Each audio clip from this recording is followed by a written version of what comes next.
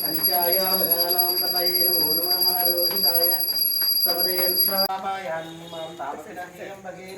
सह वर्चसा सम्राजं च विराजं च विश्वेर्याचनो गृहे लक्ष्मीराष्ट्रस्तयामुखे तयाम पगुं सृजामसि देवस्य धीमहि धियो यो नः प्रचोदयात् सत्यन्वर्तेन परिशिञ्चामि अमृतमसमृतावस्तरणमसि कार्तिक दामोदरस्वामिनि अवसराय प्रजाम्ये गोपाय